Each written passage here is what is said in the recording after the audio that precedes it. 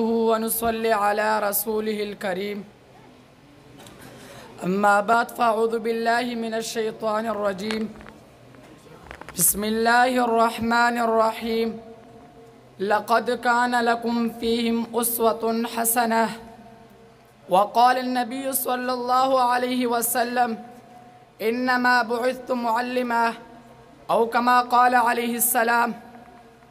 محترم صدر جلسة او زما د لرو نرتلونکو ملمنو السلام علیکم ورحمت الله وبرکاته. زنن ستاسو په وړاندې د محسن اعظم د سیرت په موضوع باندې د شونډو خلاصولو جرأت کوم.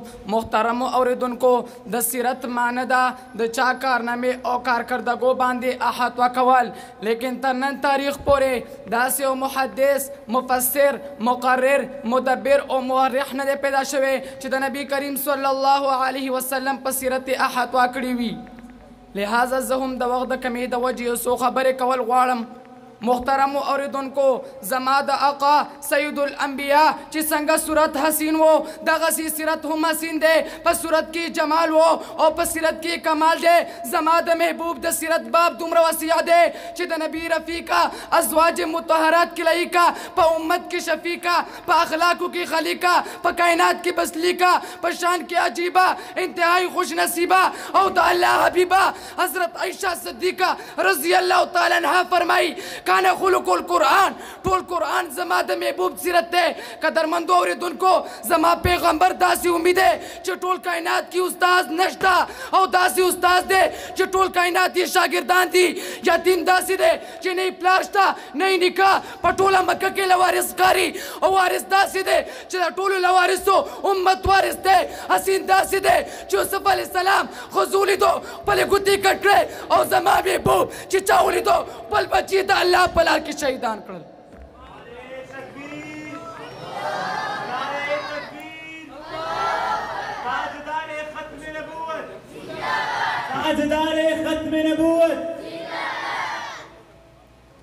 محترمو اوریدونکو، زما نبی چې مسکی شي او خاندي د جنت منظر جوړ شي، په غوسه کې چې راشي د جهنم منظر جوړ شي. قدم چې اوچت کړي سنت شي، خبره چې کوي حدیث شي، عمل چې وکړي شریعت شي. څوک چې نکاح کې راشي ام المؤمنین شي. مکې ته راغو مکرمه شوه، مدینې ته راغو منوره شوه، ابوبکر راغلو، صدیق شو، عمر راغلو، فاروق شو، عثمان راغلو، ذی النورین شو، علی راغو، حیدر شو، معاویه راغلو، کاتب وحی شو، ابو عبیده راغلو، امین الامت شو.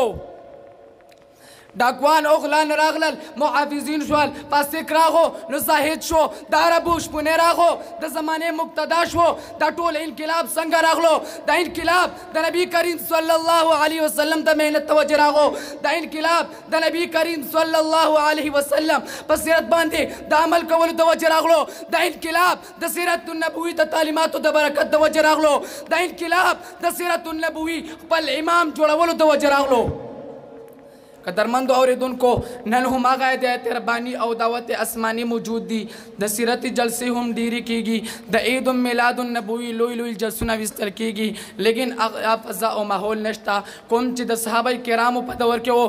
که موږ هغه فضا جوړول غواړو نو موږ له د نبی کریم صلی الله علیه وسلم سیرت طرف ته رجوع کول پکار دي. په دې کې زموږ علاج و کامیابي ده. وما علینا الا البلاغ.